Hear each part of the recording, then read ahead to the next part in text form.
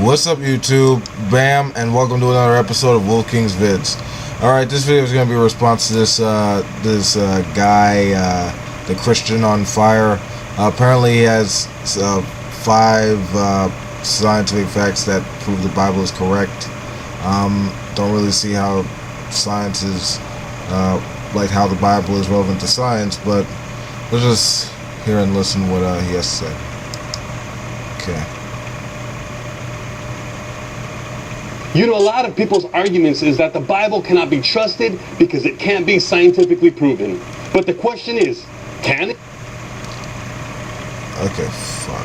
Facts that prove that the Bible is correct. Stick around. Here we go. Scientific fact number 1. Now, we've all heard people laugh about the creation account in Genesis 2:7 about men being formed from the ground, particularly from the dust. And although many laugh at it and make fun of it, but what's interesting is that scientists have just now discovered that the human body is comprised of 28 base trace elements, all of which are found in the earth. Okay, actually, now see, yeah. That is apparently so, that there are trace elements that compose the human body. Yeah, I don't think in the Bible it said, yay, and God made, man from a collection of chemicals. I mean, yeah, it says that, God made man from dirt. And, you're not really saying anything really with saying that, humans are made of chemicals, or that life is composed of chemicals. I mean, that's what it essentially is, except that, with regard to how biologists describe it, life is a self-sustained chemical system capable of undergoing Darwinian evolution. Basically, with regard to populations, we could see genetic changes build up, and given a selection criteria and several genetic variations, we can see full-on adaptations, if not speciation. We've done this in the labs, and we see it in nature.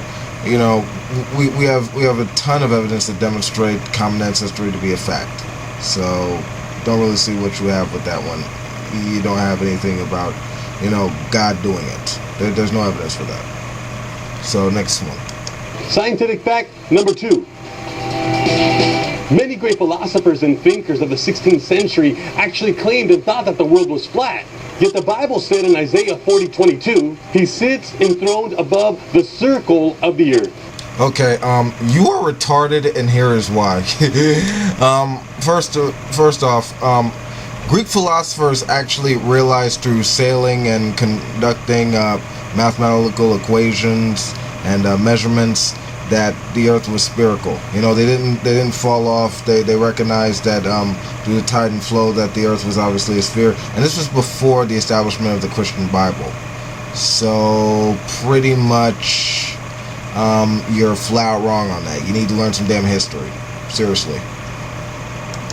At a time when everybody thought that the world was flat, yet the Bible declared that earth is No, actually, very ancient thinkers around the time of the ancient Greeks figured this out, long before, like the people of the Near East did. Kind of sad. Actually a circle. Fact number 3. Scientists express the universe in terms of time, space, matter, and energy. Yet in the creation account in Genesis chapter 1, we read, in the beginning, time, God created the heavens, space, and the earth, mass. Then God said, let there... Yeah, you trying to shoehorn modern scientific knowledge into your creation account does not make it so. Okay, for one, we do have an accurate scientific theory that otherwise explains, how the universe, expanded to be. It's called the Big Bang. All right. Nowhere in Genesis does it mention, the singularity, the rapid expansion, the cooling down, how the elements were produced. You're taking the modern scientific knowledge and trying to shoehorn it into your Genesis account to make it seem scientific or consistent with science. It's not. Okay, it's an extra assumption that's essentially a violation of Occam's razor.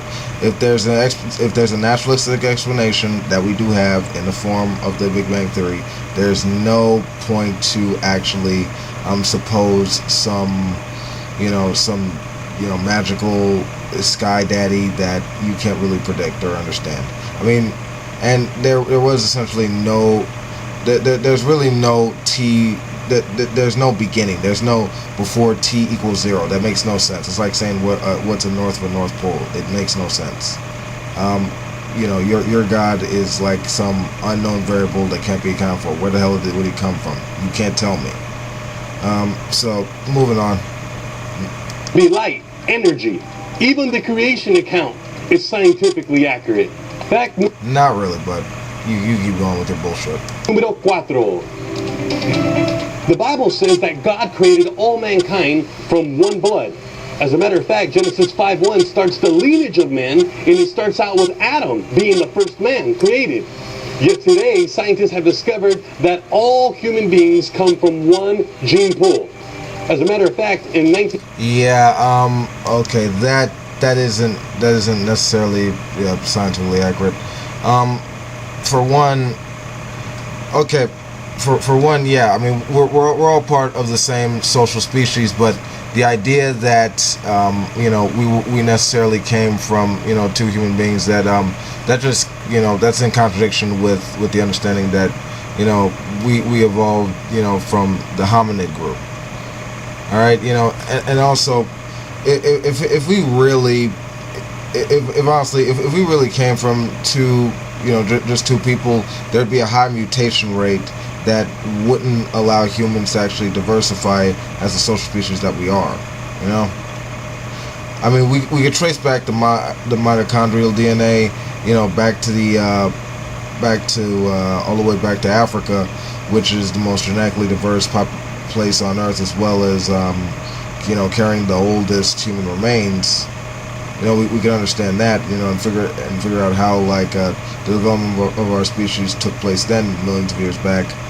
But yeah, you don't really have a case to say that humans developed like that. That's just not the case at all.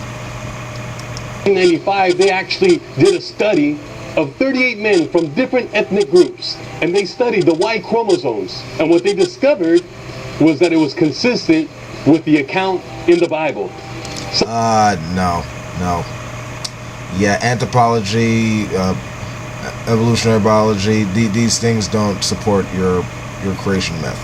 It's an unfalsifiable hypothesis. You don't have it. Scientific fact number 5.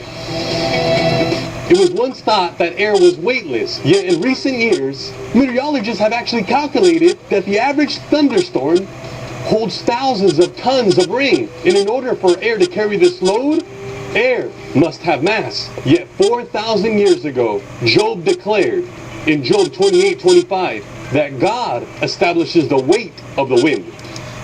Okay, I don't really see how that's relevant to understanding how air, which is gas, can be measured. I mean, gas is just a state of matter that we can understand through scientific laws, how it sort of takes its form through the changes in its molecular basis. All right, there are ways we could actually describe this with science that sort of makes your ancient myth book sort of a null and void thing, sort of a superfluous thing. You've rattled off, you rattled off several incoherent points that you think somehow substantiates your view, but with careful scrutiny and rationality, it actually turns out that you have several misconceptions, which demonstrates that not only is the Bible, anything in the Bible is irrelevant to science, but more so trying to reconcile your belief in the Bible with science honestly just produces anti-scientific thought. I suggest you get an education, you actually get informed, you actually do better research and investigation, and hopefully dare to know, because essentially you don't really have a good understanding about science, and just honestly, that's the conclusion of my video. I'm done. You don't know shit, dude. You're fucking moronic. Alright guys, this has been my video. This has been Wolf King. Peace out. If you like it, you know what to do. This guy's a fucking idiot. And peace out. Later.